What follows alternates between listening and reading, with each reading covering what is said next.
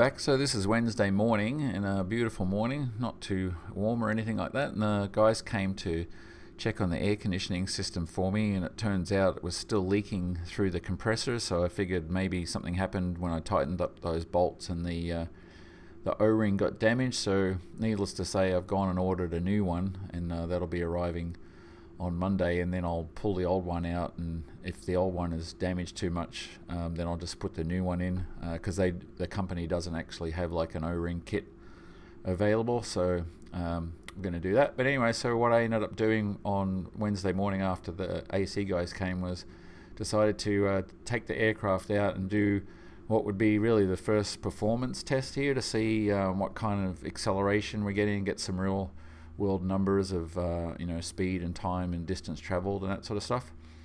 So here I am just taxiing on to runway 5 and getting ready to do that. Obviously I've warmed everything up, and prior to this I also calibrated the magnetometer, so now I have accurate heading information, which also means that the Garmin display is also showing the synthetic vision now, so that's another thing crossed off my to-do list. So anyway, yeah, there was no one else around on the airport there, so I decided to taxi out, and as you'll see here in a minute, and anybody who's following along, you'll know that this project is always has problems, and this whole thing is never going to give up without a fight, and that's the title of this video. Definitely I'll always have my struggles, and you're about to see how this plays out. So anyway, I'll let you watch this for a little bit.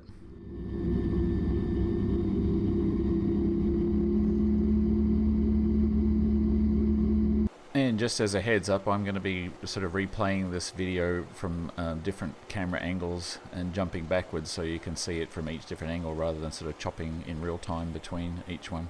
And I've got 4 different sources of speed information there. The one on the dash that you can see there is my phone, and then I've got the one on this camera, which is the Sony camera, and I've got one on the Garmin camera, and also the airspeed indicator on the G3X display there, so for comparison.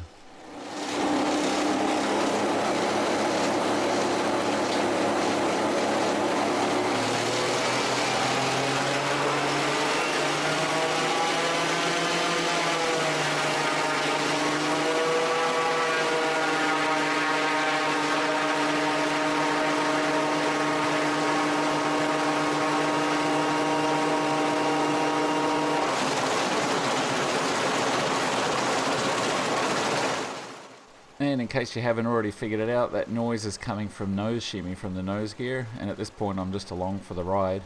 I can't put the brakes on because it'll make the problem worse, so I just basically pulled the power back and let the aircraft roll out here, and then taxied it off, as you'll see. And here's how it looked like on the passenger display there. You can see where the airspeed gets to, and also you can see how the synthetic vision's showing the runway there now.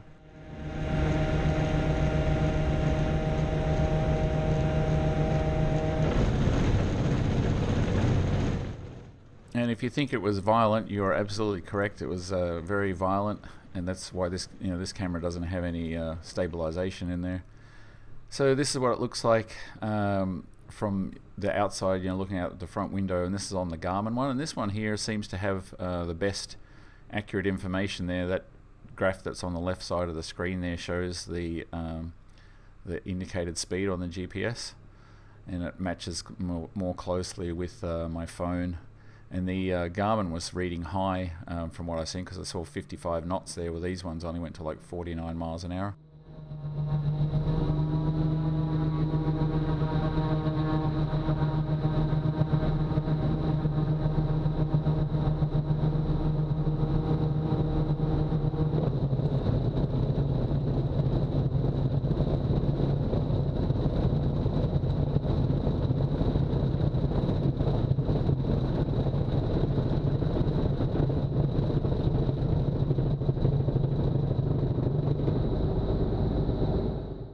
And as you can see, when it got just under 20 miles an hour, all of a sudden the shimmy's gone and everything's back to normal. So I was able to taxi in there without too many problems, and there was no actual damage. So this is the view from the outside.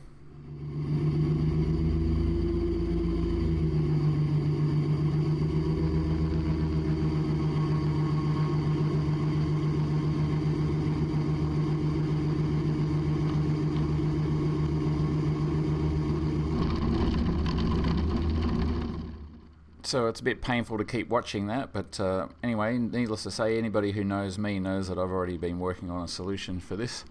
I was kind of actually half expecting it to happen, because when I bought that Lancia gear leg, I was fully intending on having nose wheel steering, but then that precluded me from doing that, and I already had the geometry design where the strut would rake forward and then the fork would rake backward, and there was always going to be the risk that potentially you could get nose shimmy.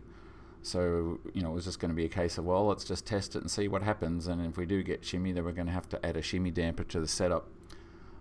So anyway, that's the case, and as you'll see in a little bit, I've already been working on that, and hopefully that'll solve the problem, and that should be the last mechanical issue. So, I got over the problem with the redrive, and this one's actually easier to fix than the redrive has been. So anyway, the good news is I got some good performance numbers out of this run, and I'll share those with you in a little bit. Overall, yeah, you always find something wrong with this project, but I'll just knuckle down and fix it.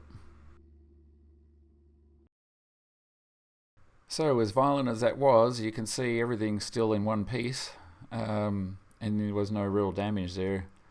So the job now is going to be to engineer the shimmy damper on there, and get it all tested and working. So it's going to take a couple of weeks to do that, but there's still other things I can do. So I was taking a look how the Barons and the Bonanzas do it. This is a Baron that's sitting out on the ramp there, just seeing how they did it, and this is what I have in the CAD now. So that's the basis of what we're starting with there.